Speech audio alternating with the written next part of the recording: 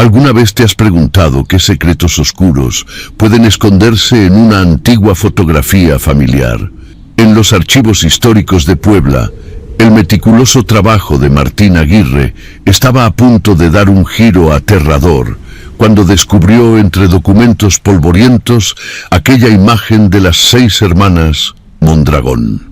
Lo que parecía una simple catalogación rutinaria se transformaría en una pesadilla que trascendería más de un siglo.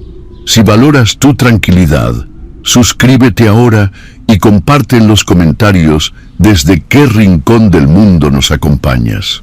Lo que revelaré sobre lo que acechaba en aquel espejo victoriano desafiará tu comprensión de la realidad y te hará cuestionar cada reflejo que encuentres.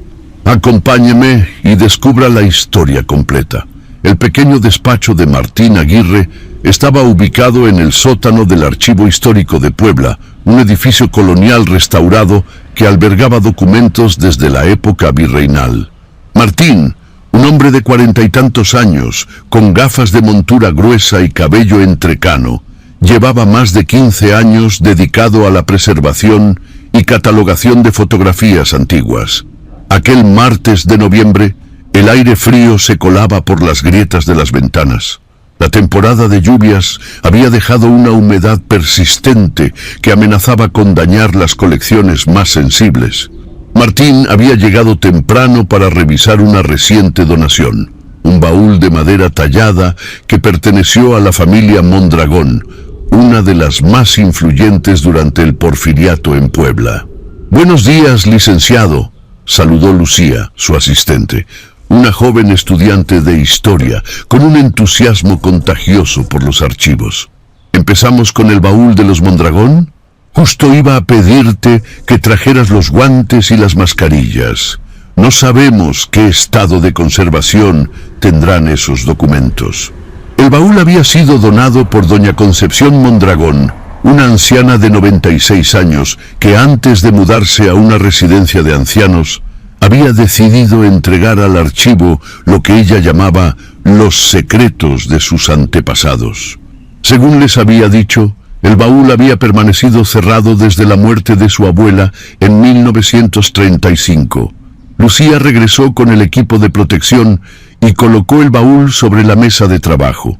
La madera crujió cuando Martín levantó la tapa. Un olor a polvo, papel viejo y algo más, algo parecido a incienso rancio, inundó la habitación. «Mire esto, licenciado», dijo Lucía, sacando con cuidado un sobre de papel manila amarillento. «Parece que hay correspondencia, recortes de periódicos y fotografías». Martín tomó el sobre y lo abrió con sumo cuidado. Dentro había varias fotografías en formato cabinet, típicas de finales del siglo XIX. La mayoría eran retratos familiares, bodas, bautizos, celebraciones. Pero una en particular llamó su atención. «Esta es peculiar», murmuró Martín, sosteniendo con las puntas de los dedos una fotografía en excelente estado de conservación. La imagen mostraba a 6 jóvenes mujeres, todas vestidas de negro, sentadas en fila en lo que parecía ser el salón principal de una casa acomodada. Las 6 tenían un parecido notable. Rostros ovalados, ojos grandes, labios finos. Hermanas, sin duda. Al fondo, un espejo grande con marco ornamentado reflejaba la escena desde otro ángulo. «Son las hermanas Mondragón», explicó Martín, dándole vuelta a la fotografía donde había una inscripción a tinta. «Las hijas de Joaquín Mondragón y Eulalia Cervantes. Puebla, 1891. «Qué serias se ven», comentó Lucía. «Aunque supongo que era lo normal en esa época, nadie sonreía en las fotografías». «No era solo por el tiempo de exposición, como mucha gente cree», respondió Martín. «Era más una cuestión cultural. La fotografía era un asunto solemne». Martín colocó la fotografía bajo el escáner de alta resolución. Quería digitalizarla antes de seguir manipulándola. Mientras esperaban, siguieron explorando el contenido del baúl. Había libros de cuentas, escrituras de propiedades, invitaciones a eventos sociales, todo un testimonio de la vida acomodada de los Mondragón. ¿Sabe algo sobre esta familia, licenciado?, preguntó Lucía. No mucho. Joaquín Mondragón era un industrial textil, tenía varias fábricas en la región. Su esposa Eulalia venía de una familia de comerciantes españoles. Tuvieron, déjame recordar, sí, 6 hijas y ningún hijo varón, lo que fue una decepción para don Joaquín, según cuentan las crónicas. El escáner terminó su trabajo y Martín abrió el archivo en su computadora. La digitalización había capturado detalles que no eran evidentes a simple vista. Los rostros de las hermanas mostraban una belleza serena pero triste. Sus vestidos negros sugerían un luto reciente. Voy a ampliar algunas secciones para ver si hay deterioro que debamos tratar, dijo Martín, haciendo zoom en diferentes partes de la imagen. Cuando llegó al espejo del fondo, algo lo hizo detenerse. Frunció el ceño y se acercó más a la pantalla. ¿Qué sucede?, preguntó Lucía, notando su repentina tensión. Mira el reflejo en el espejo, dijo Martín con voz queda. Lucía se inclinó sobre su hombro y observó. En el reflejo del espejo se veían las espaldas de las 6 hermanas sentadas, como era lógico. Pero detrás de ellas, apenas visible en la penumbra, había una 7ª figura. Era alta y delgada, vestida también de negro, pero su rostro no era completamente humano. Tenía facciones alargadas, casi como si estuvieran derretidas, y sus ojos eran 2 cavidades negras. Debe ser un defecto de la placa fotográfica, susurró Lucía, aunque su voz delataba que no creía en su propia explicación. Quizás, respondió Martín, pero algo en su interior le decía que no era así. Vamos a revisar el resto del material. Tal vez encontremos alguna explicación. Durante las siguientes horas, examinaron meticulosamente cada documento del baúl. Entre los papeles encontraron un diario personal que perteneció a Magdalena, la mayor de las hermanas Mondragón. El diario comenzaba en enero de 1891 y terminaba abruptamente en octubre del mismo año. Las primeras entradas hablaban de la vida cotidiana. Visitas sociales, lecciones de piano, preocupaciones sobre posibles pretendientes. Pero a partir de mayo, el tono cambió. Magdalena comenzó a escribir sobre ruidos extraños en la casa, objetos que cambiaban de lugar y un constante sentimiento de ser observada. Una entrada de junio llamó particularmente la atención de Martín. 20 de junio, 1891. Anoche volvimos a oír los pasos en el pasillo. Padre dice que son las vigas de madera que se contraen con el frío, pero todas sabemos que no es verdad. Josefina vio una sombra junto a su cama. Dice que era una figura alta con un sombrero negro. Madre ha llamado al padre Sebastián para que bendiga la casa mañana. Elena sigue insistiendo en que todo comenzó cuando padre trajo ese espejo de Francia. Dice que a veces, cuando se mira en él, ve a alguien más reflejado detrás de ella.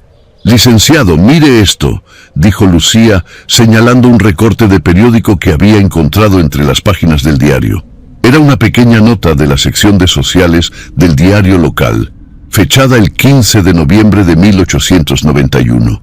Lamentamos informar del trágico fallecimiento de la señorita Josefina Mondragón, de 19 años, hija del respetado industrial don Joaquín Mondragón. La joven fue encontrada sin vida en su habitación en circunstancias que están siendo investigadas. La familia ha solicitado privacidad en estos momentos de dolor. Martín sintió un escalofrío. La fotografía que habían encontrado estaba fechada en 1891, el mismo año de la muerte de Josefina. Se volvió hacia la computadora y amplió nuevamente la imagen, esta vez centrándose en los rostros de las hermanas. ¿Cuál de ellas sería Josefina? Voy a imprimir la imagen ampliada del espejo, decidió. Quiero verla con más detalle. Mientras la impresora trabajaba, Lucía continuó leyendo el diario. Las últimas entradas eran cada vez más perturbadoras. Magdalena escribía sobre pesadillas recurrentes, en las que una figura oscura se inclinaba sobre su cama, susurrando en un idioma desconocido. También mencionaba que su hermana Josefina había comenzado a comportarse de manera extraña, hablando sola y dibujando símbolos extraños en las páginas de sus libros. La última entrada del diario, fechada el 28 de octubre de 1891, contenía solo una línea. Él está aquí. Nos observa a través del espejo. Ya no hay escapatoria. Martín tomó la impresión de la impresora. La figura en el espejo era aún más inquietante en papel. Había algo en su postura, en la manera en que parecía inclinarse hacia las hermanas, que sugería una intención malévola. «Tenemos que hablar con doña Concepción», dijo finalmente. «Ella debe saber más sobre esta historia».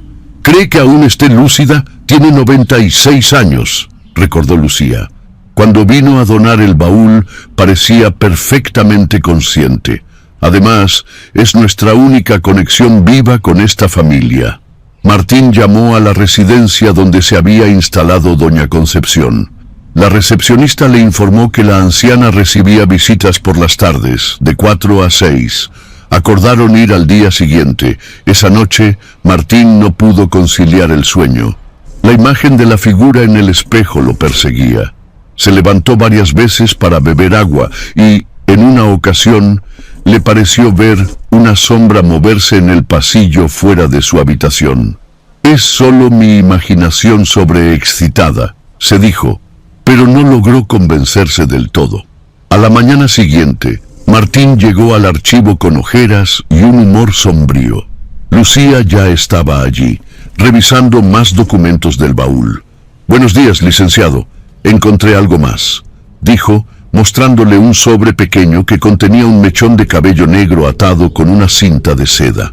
Junto al mechón había una nota escrita con caligrafía temblorosa. «Cabello de Josefina, para que su alma encuentre paz». «Esto es inquietante», murmuró Martín. «Parece algún tipo de ritual». «Hay más», continuó Lucía.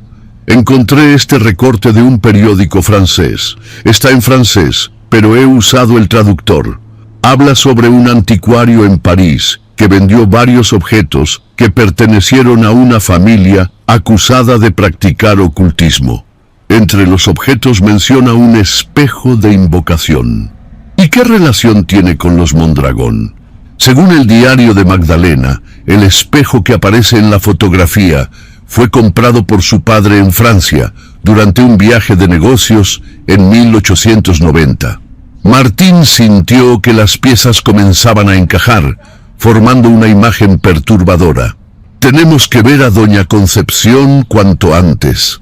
La residencia Santa Clara estaba ubicada en un antiguo convento restaurado en las afueras de Puebla. Sus gruesos muros de piedra y sus patios llenos de bugambilias le daban un aire de paz que contrastaba con la inquietud que sentían Martín y Lucía. Una enfermera los condujo hasta una pequeña sala donde doña Concepción los esperaba. A pesar de su avanzada edad, la anciana mantenía una postura erguida y una mirada vivaz. Su cabello blanco estaba recogido en un moño perfecto y vestía un elegante conjunto de seda azul marino. «Señor Aguirre, señorita Vega, qué gusto verlos», los saludó con voz clara. «¿Han encontrado algo interesante en el baúl de mi abuela?» «Bastante, doña Concepción», respondió Martín sentándose frente a ella. «De hecho, tenemos algunas preguntas sobre su familia, si no le importa». «Adelante, aunque debo advertirles que mi memoria ya no es lo que era». Martín sacó una copia de la fotografía de las 6 hermanas y se la mostró. «Encontramos esta fotografía. Según la inscripción, son las hijas de Joaquín Mondragón y Eulalia Cervantes, tomada en 1891. Doña Concepción tomó la fotografía con manos ligeramente temblorosas. Sus ojos se humedecieron. «Las tías abuelas», murmuró. «Mi abuela Magdalena era la mayor de las hermanas. Está aquí, a la izquierda. ¿Podría decirnos los nombres de todas?» preguntó Lucía suavemente.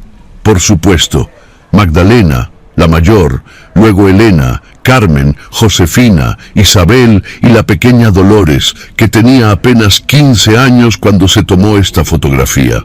Martín intercambió una mirada con Lucía antes de hacer la siguiente pregunta. Doña Concepción, también encontramos el diario de su abuela Magdalena y algunos recortes de periódico. Uno de ellos mencionaba la muerte de Josefina Mondragón en noviembre de 1891.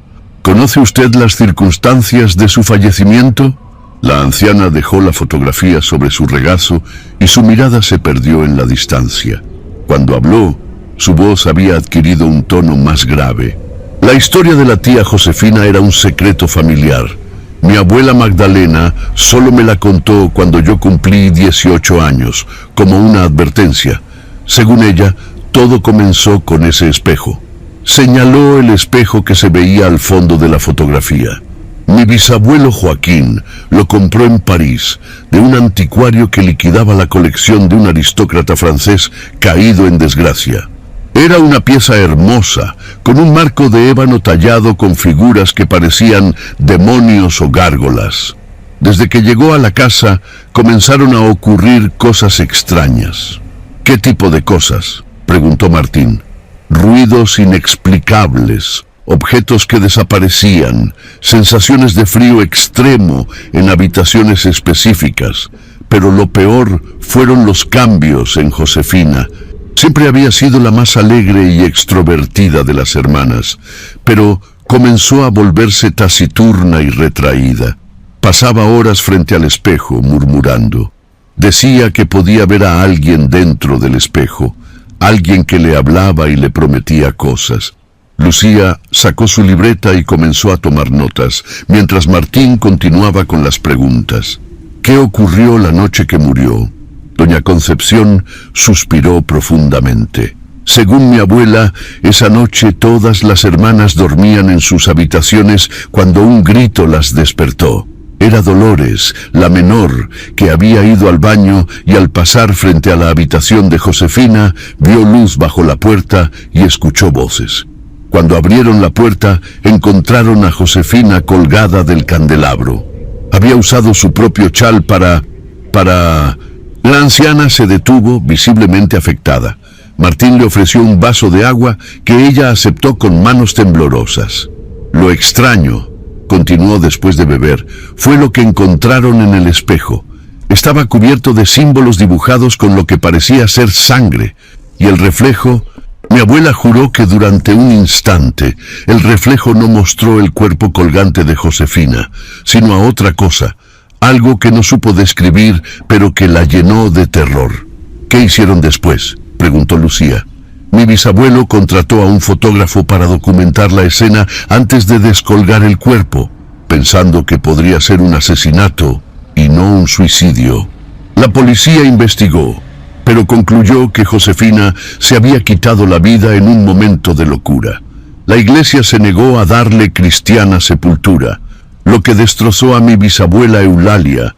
La enterraron en una sección apartada del cementerio familiar. ¿Y el espejo?, inquirió Martín. Mi bisabuelo quiso destruirlo, pero el padre Sebastián, el sacerdote que bendijo la casa, le advirtió que eso podría liberar lo que estuviera atrapado en él. En lugar de eso, lo envolvieron en tela bendita y lo sellaron en el sótano de la casa, detrás de un muro falso. Se suponía que nadie debía volver a mencionarlo ni buscarlo. Martín dudó antes de hacer la siguiente pregunta, pero necesitaba saber. Doña Concepción, ¿conoce esta fotografía? Le mostró la impresión ampliada donde se veía claramente la figura en el espejo. La anciana se puso pálida. Sus manos comenzaron a temblar con más fuerza y dejó caer el vaso de agua, que se hizo añicos contra el suelo. Es él, susurró, el que se llevó a Josefina, el que las observaba a todas.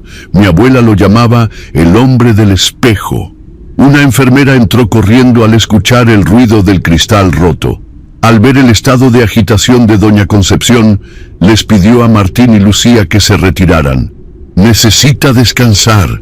les dijo mientras ayudaba a la anciana a levantarse. Pueden volver otro día. Mientras se alejaban por el pasillo, escucharon a doña Concepción llamándolos. No lo busquen, no miren el espejo. Él los encontrará si lo hacen.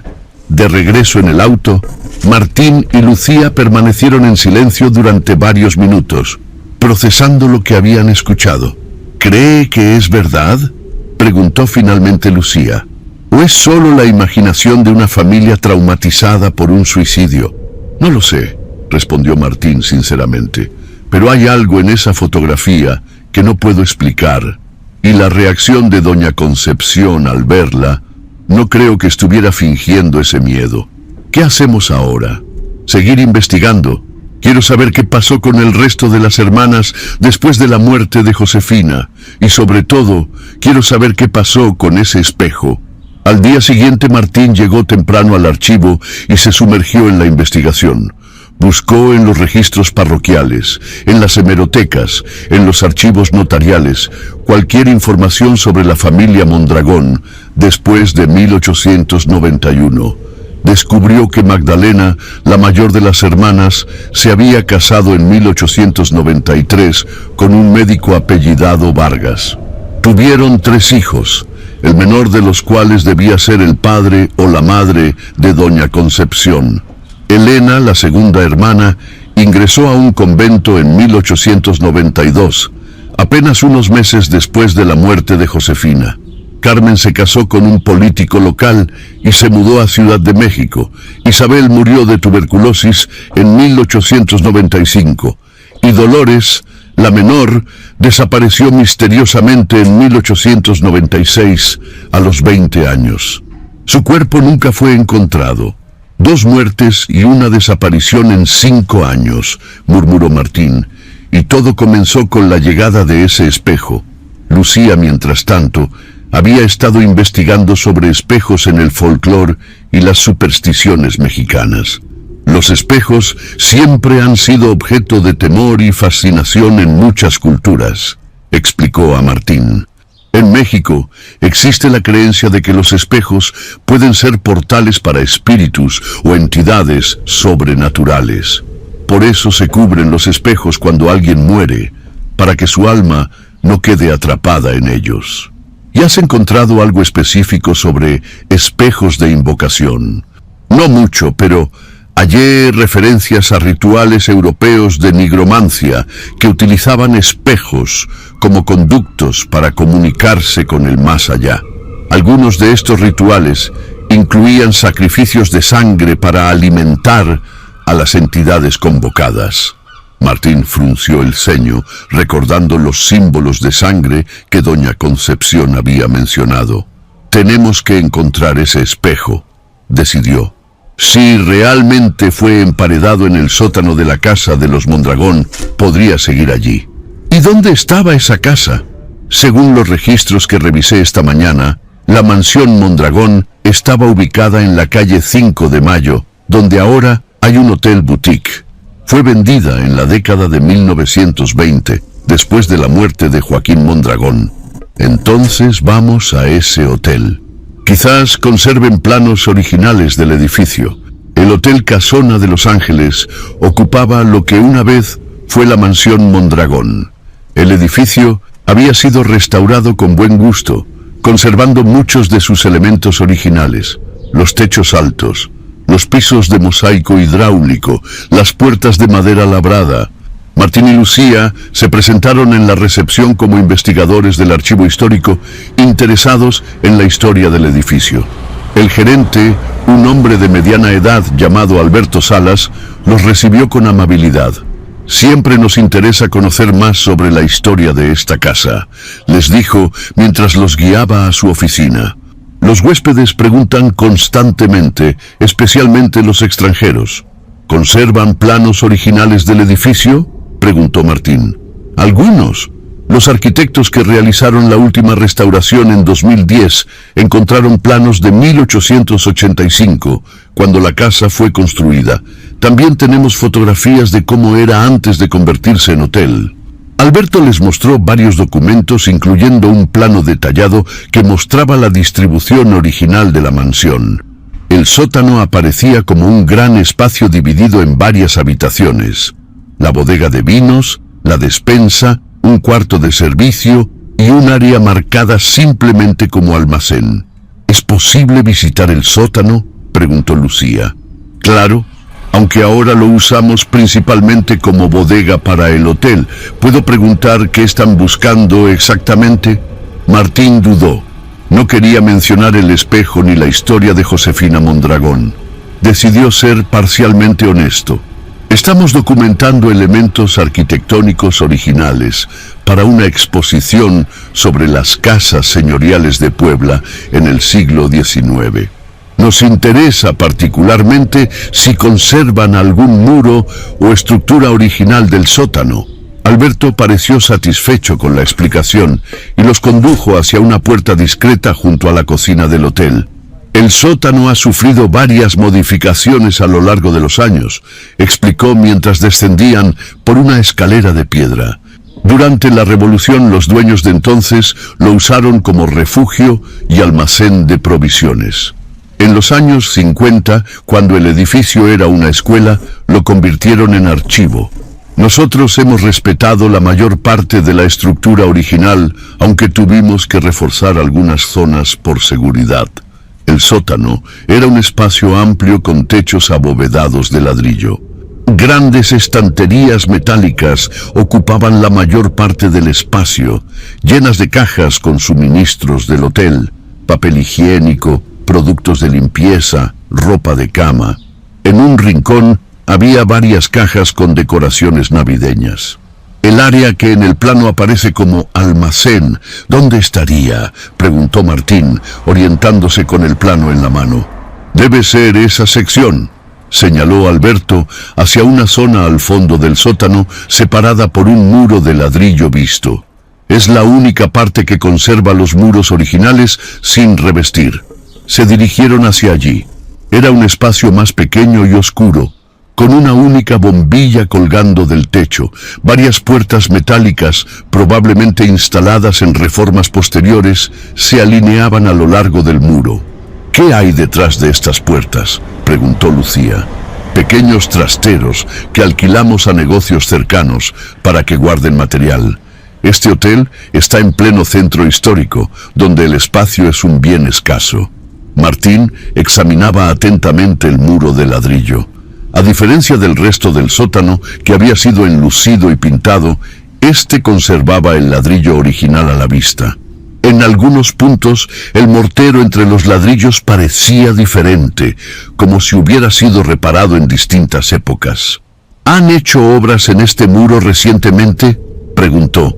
No que yo sepa, respondió Alberto.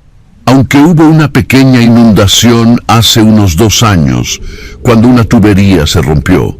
Quizás se hicieron algunas reparaciones entonces. Martín se acercó a una sección del muro donde el mortero parecía más nuevo. Al tocarla, notó que los ladrillos no estaban tan firmemente asentados como en el resto del muro. ¿Les importaría si volvemos mañana con un especialista en arquitectura histórica?, preguntó Martín. ¿Hay algo en este muro que podría ser relevante para nuestra investigación? En absoluto, respondió Alberto. Solo avísenme con antelación para programar la visita. Mientras salían del hotel, Lucía se volvió hacia Martín. ¿Realmente va a traer a un arquitecto? No, respondió él en voz baja. Vamos a volver esta noche, cuando el hotel esté tranquilo. Creo que encontré el muro falso que mencionó Doña Concepción. ¿Está sugiriendo que entremos sin permiso? Eso es ilegal, licenciado. Lo sé, y no te pido que vengas conmigo. Pero tengo que saber qué hay detrás de ese muro. Si realmente es el espejo, ¿qué? ¿Qué planea hacer con él? Martín no tenía una respuesta clara. Su instinto de investigador le decía que debía documentarlo, fotografiarlo, catalogarlo como el artefacto histórico que era. Pero otra parte de él, la parte que había sentido el escalofrío al ver la figura en la fotografía, quería asegurarse de que ese objeto fuera lo que fuese, permaneciera sellado y olvidado. «Solo quiero verlo», dijo finalmente. «Comprobar si existe y documentarlo para el archivo. Después decidiremos qué hacer». Lucía lo miró con preocupación. «No creo que sea buena idea, licenciado. Si la historia de doña Concepción es cierta, probablemente no lo es», la interrumpió Martín. «Probablemente sea solo una leyenda familiar basada en la trágica muerte de una joven que sufría algún tipo de trastorno mental. Pero como historiadores, nuestro deber es investigar, documentar, separar la realidad de la ficción. ¿Y la figura en la fotografía? ¿Cómo explica eso? Podría ser un defecto de la placa fotográfica, un efecto de doble exposición o incluso un añadido posterior. Las técnicas fotográficas de la época permitían todo tipo de manipulaciones». Lucía no parecía convencida, pero finalmente asintió. «Iré con usted, pero solo para asegurarme de que no haga nada imprudente». Esa noche, poco después de las 2 de la madrugada, Martín y Lucía regresaron al Hotel Casona de Los Ángeles. El plan era simple: entrar por una puerta de servicio que Martín había notado quedaba mal cerrada, bajar al sótano, examinar el muro sospechoso y, si encontraban algo, documentarlo y salir sin que nadie se enterara. Martín había traído un pequeño maletín con herramientas, una linterna potente, una cámara digital, un cincel y un martillo pequeño y guantes de trabajo. También llevaba su teléfono móvil con la aplicación de linterna activada. La puerta de servicio, tal como había previsto, estaba mal cerrada. Se deslizaron en silencio por la cocina del hotel y llegaron a la puerta que conducía al sótano. Estaba cerrada con llave. «¿Y ahora qué?», susurró Lucía. Martín sacó un juego de ganzúas de su bolsillo. «Ventajas de haber crecido en un barrio difícil», murmuró mientras manipulaba la cerradura. Después de unos minutos se escuchó un clic y la puerta se abrió. El sótano estaba sumido en la oscuridad. Martín encendió su linterna y se orientó. Recordaba el camino hacia la sección del fondo, donde habían visto el muro de ladrillo original. Avanzaron entre las estanterías, sus pasos amortiguados por el suelo de hormigón. El haz de la linterna proyectaba sombras alargadas y distorsionadas sobre las paredes, dando al lugar un aspecto inquietante. «Este sitio me pone los pelos de punta», susurró Lucía. «Es solo un sótano», respondió Martín, aunque él mismo sentía una inexplicable sensación de desasosiego. Llegaron a la sección del fondo. El muro de ladrillo se alzaba ante ellos, silencioso y aparentemente ordinario, a la luz de sus linternas. Martín se acercó a la sección que había notado anteriormente, donde el mortero parecía más reciente. «Aquí es», dijo, pasando los dedos por la superficie irregular. «Voy a intentar quitar algunos de estos ladrillos para ver qué hay detrás». Se puso los guantes y con extremo cuidado comenzó a trabajar con el cincel y el martillo, golpeando suavemente el mortero entre los ladrillos. Después de varios minutos de trabajo meticuloso, logró aflojar uno de ellos. «Ayúdame a sacarlo», pidió a Lucía, quien sostenía la linterna mientras él tiraba del ladrillo. El ladrillo cedió finalmente, dejando un hueco rectangular en el muro. Martín dirigió el haz de su linterna hacia el interior, pero solo pudo ver oscuridad. «Parece que hay un espacio hueco detrás», murmuró. «Vamos a quitar unos cuantos más». Trabajaron en silencio durante casi una hora, retirando cuidadosamente los ladrillos uno a uno, hasta crear una abertura lo suficientemente grande como para que una persona pudiera asomarse. «Dame la linterna», pidió Martín, y dirigió el haz hacia el interior del espacio oculto. Era una pequeña cámara, no más grande que un armario, con paredes de piedra desnuda. En el centro, apoyado contra la pared del fondo, había un objeto rectangular cubierto con lo que parecía ser una tela oscura y raída por el tiempo. «Es el espejo», susurró Lucía, su voz apenas audible. Martín asintió, sintiendo cómo se aceleraba su pulso. Había esperado encontrar algún tipo de objeto antiguo, pero enfrentarse a la realidad de que la historia de Doña Concepción podría ser cierta le provocaba una mezcla de excitación profesional y un temor instintivo que no podía explicar. «Voy a entrar», decidió, ampliando un poco más la abertura. «¿Está seguro?», preguntó Lucía agarrándole del brazo. «¿Y si qué? Es solo un espejo antiguo, Lucía. Un objeto histórico que ha estado escondido aquí durante más de un siglo. Nuestro deber es documentarlo». Sin esperar respuesta, Martín se deslizó por la abertura, teniendo cuidado de no rozarse con los bordes irregulares de los ladrillos. La pequeña cámara olía a humedad y a algo más, algo dulzón y desagradable que no pudo identificar. Se acercó al objeto cubierto y dirigió la luz de la linterna hacia él. Ahora podía ver que la tela que lo cubría estaba decorada con símbolos religiosos, cruces, cristogramas y lo que parecían ser versículos en latín bordados en hilo dorado, ahora deslucido por el tiempo. «Parece un paño litúrgico», comentó. «Probablemente el que usó el padre Sebastián para sellar el espejo, según la historia de Doña Concepción». Con manos ligeramente temblorosas, comenzó a retirar la tela. Debajo apareció el marco de madera oscura, tallado con figuras grotescas, seres demoníacos con rostros contorsionados en muecas de dolor o éxtasis, entrelazados en una danza macabra.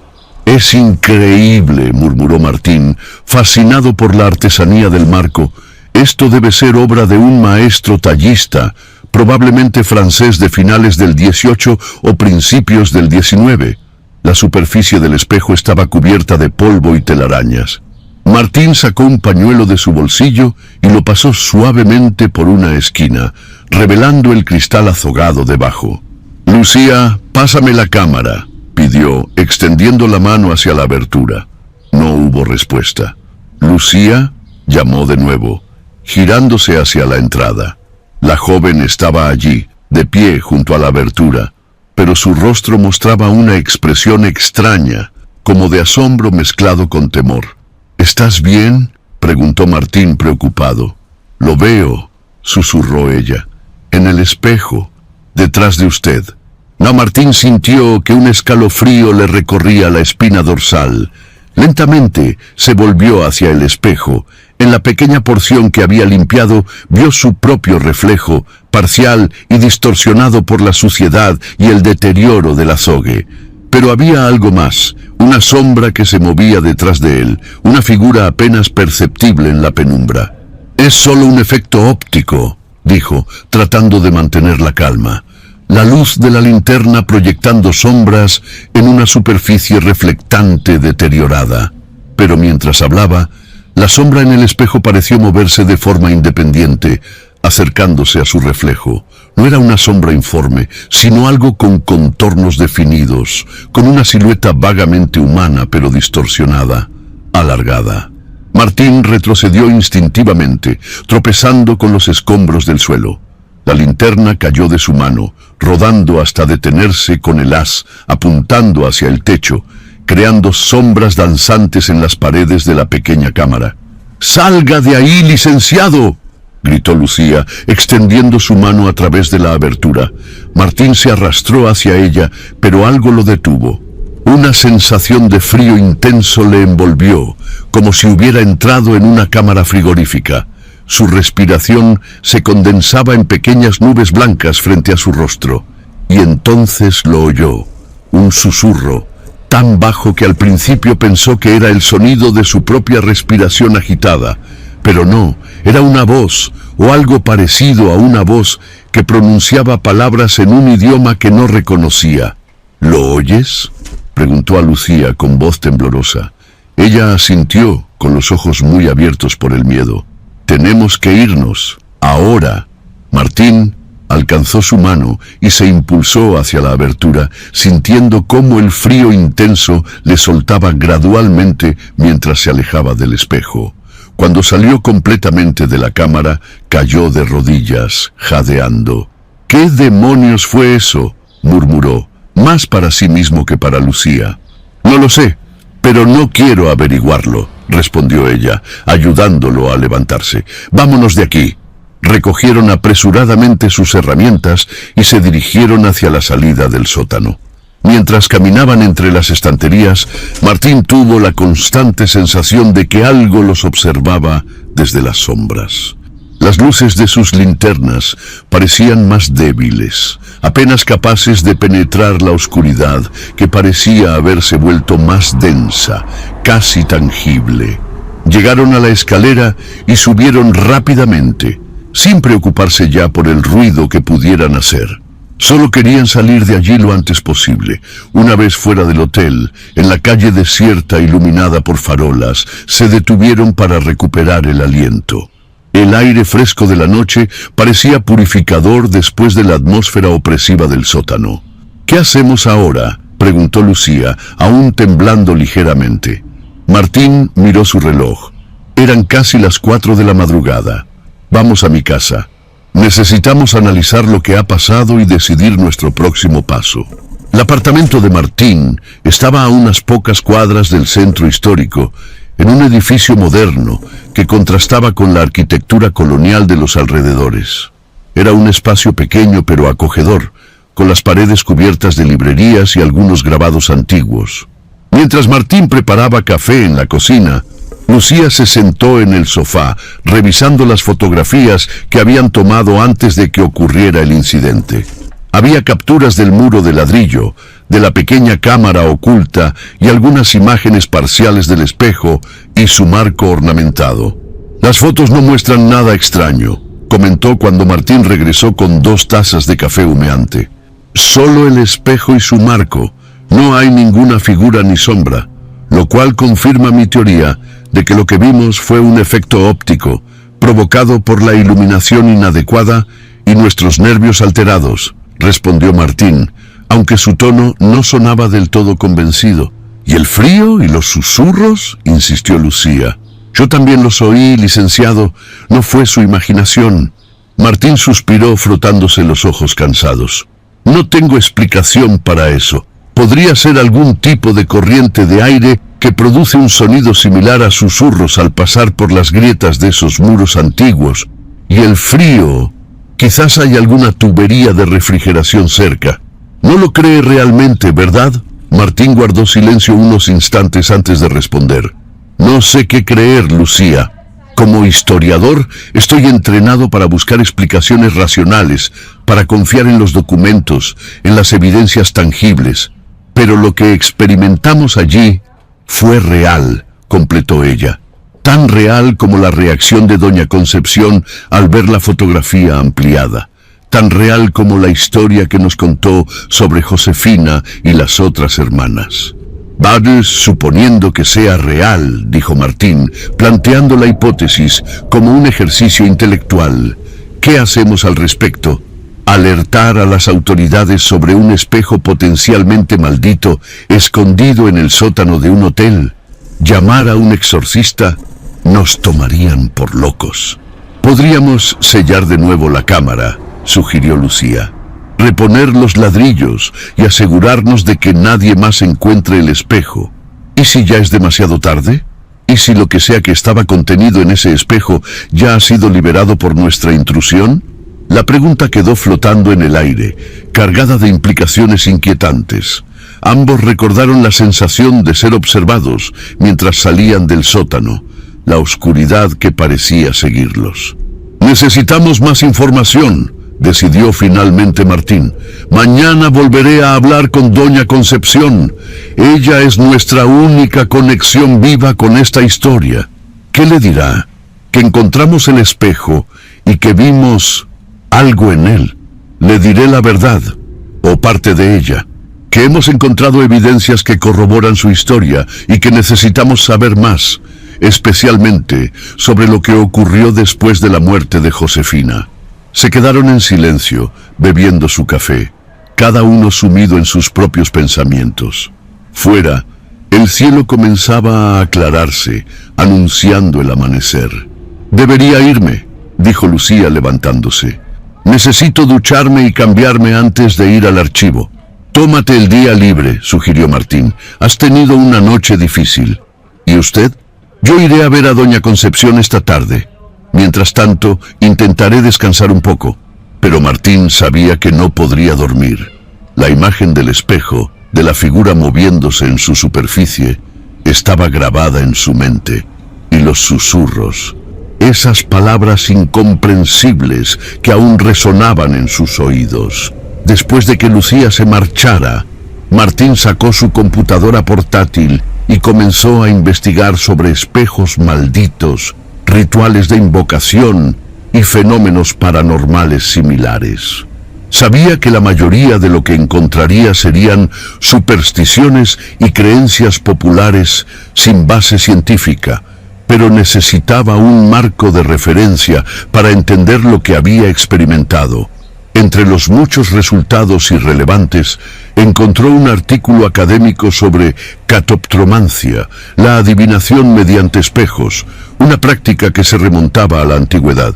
El artículo mencionaba que en diversas culturas, los espejos eran considerados portales entre el mundo de los vivos y el de los muertos o espíritus. También citaba casos históricos de espejos supuestamente encantados o malditos, incluyendo uno perteneciente a un ocultista francés del siglo XVIII que supuestamente había capturado a un demonio en un espejo especialmente fabricado para ese propósito. Martín se detuvo en esta última referencia. El artículo no daba muchos detalles, pero mencionaba que el ocultista, un tal Jacques Bellemare, había sido acusado de brujería y ejecutado en 1789, poco antes del estallido de la Revolución Francesa. Sus propiedades habían sido confiscadas y subastadas, dispersándose por toda Europa. «Podría ser una coincidencia», murmuró Martín, «pero el tiempo coincide con la historia del espejo comprado por Joaquín Mondragón en París». Siguió investigando sobre Jacques Bellemare y encontró algunas referencias adicionales en sitios dedicados a la historia del ocultismo.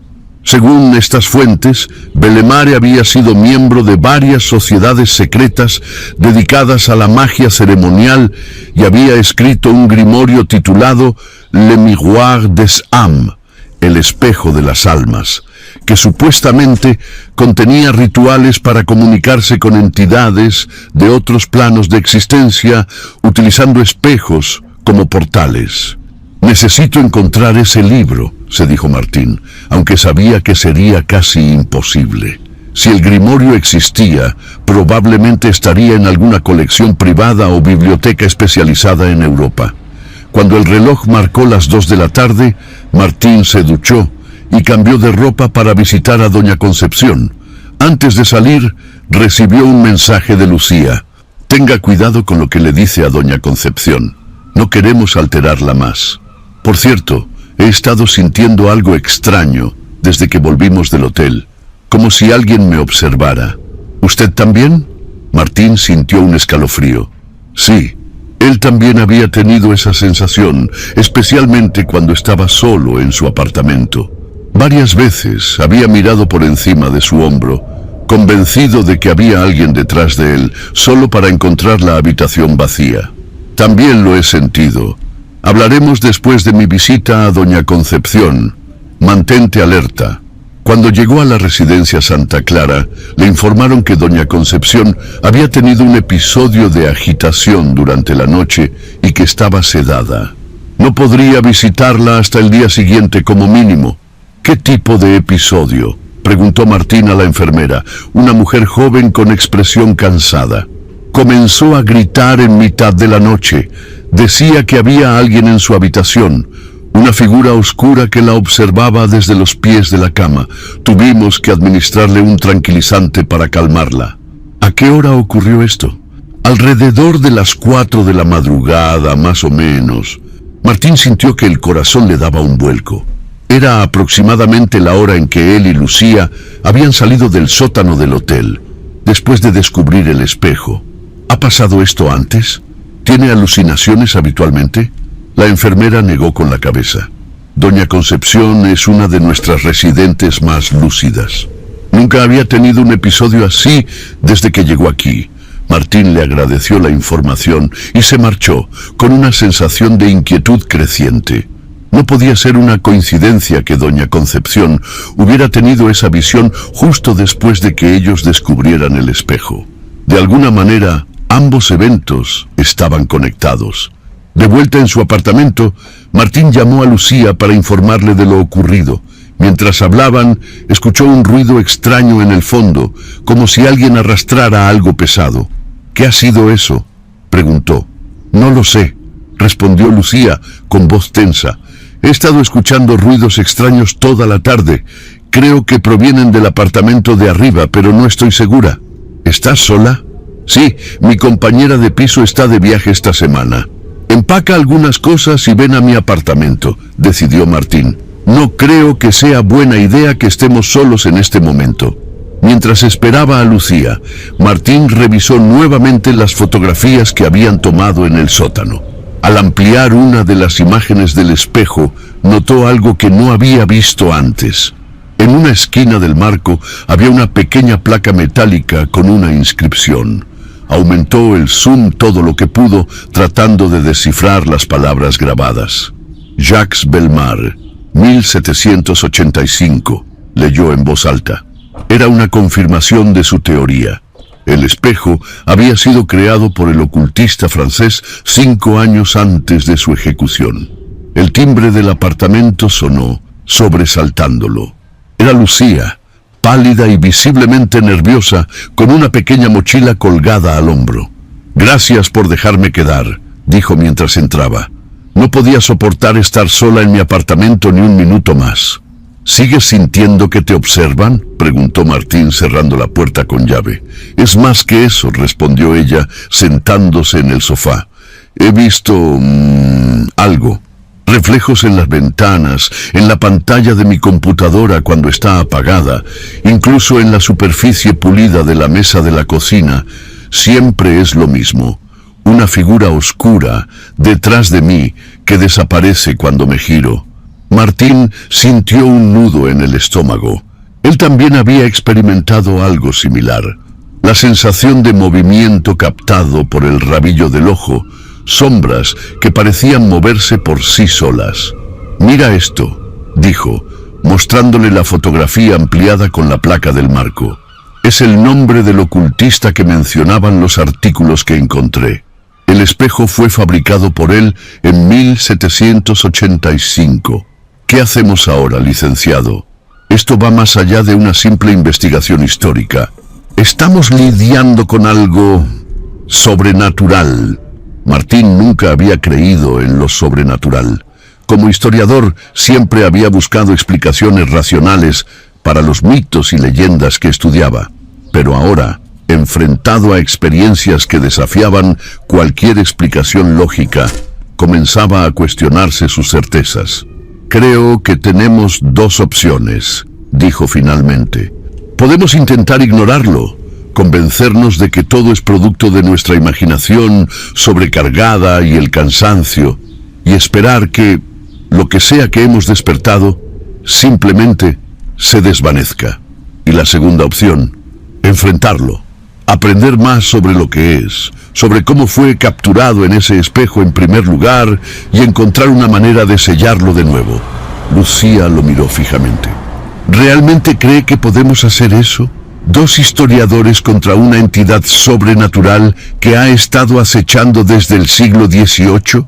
No tengo idea», admitió Martín, «pero sé que no podemos seguir así, viviendo con miedo, sintiendo que algo nos observa constantemente, esperando no sé qué».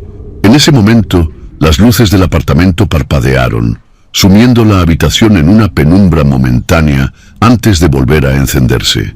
«Está aquí, ¿verdad?», susurró Lucía, aferrándose al brazo de Martín.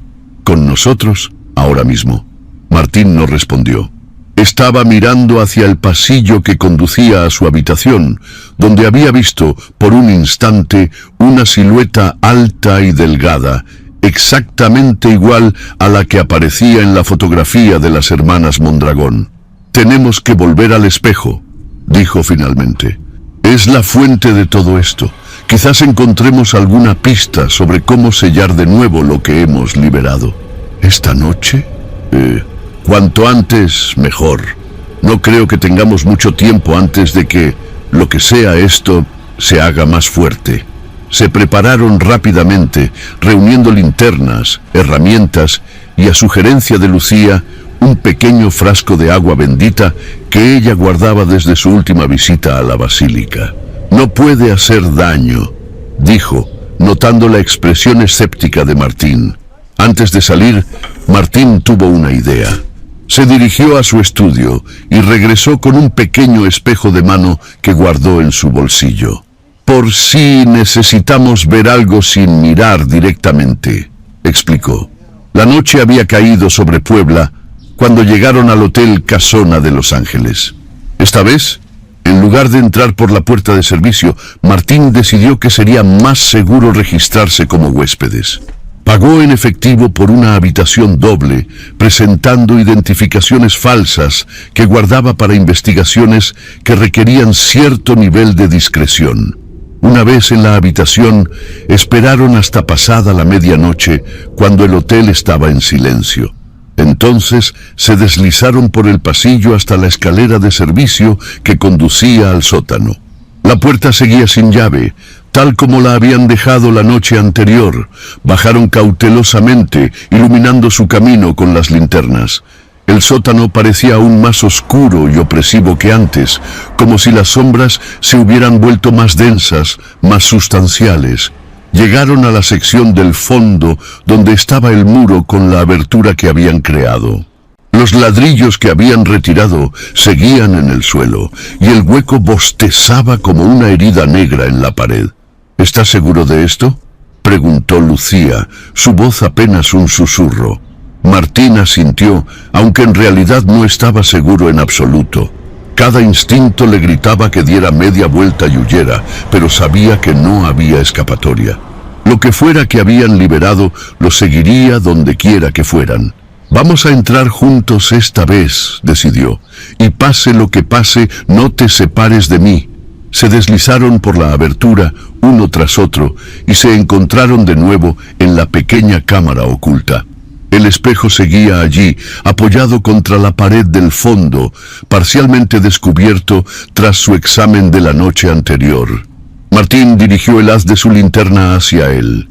El cristal azogado reflejaba la luz de forma extraña, como si la absorbiera en lugar de reflejarla. El marco tallado con figuras demoníacas parecía más detallado de lo que recordaba, como si las grotescas criaturas hubieran ganado definición durante su ausencia. «Mira el suelo», susurró Lucía, señalando con su linterna. Alrededor del espejo, en el suelo de piedra, había símbolos dibujados con lo que parecía ser una sustancia oscura y reseca. Formaban un círculo perfecto, con inscripciones en los bordes, que Martín reconoció como latín antiguo. «Es un círculo de contención», murmuró recordando sus lecturas sobre rituales ocultistas, diseñado para mantener algo atrapado dentro. «Pero está roto», señaló Lucía. «Mira, hay una sección borrada». Era cierto, una parte del círculo había sido interrumpida, como si alguien hubiera arrastrado algo por encima, borrando los símbolos. «Nosotros lo hicimos», comprendió Martín con horror. «Al entrar aquí, al mover el espejo para examinarlo, rompimos el círculo».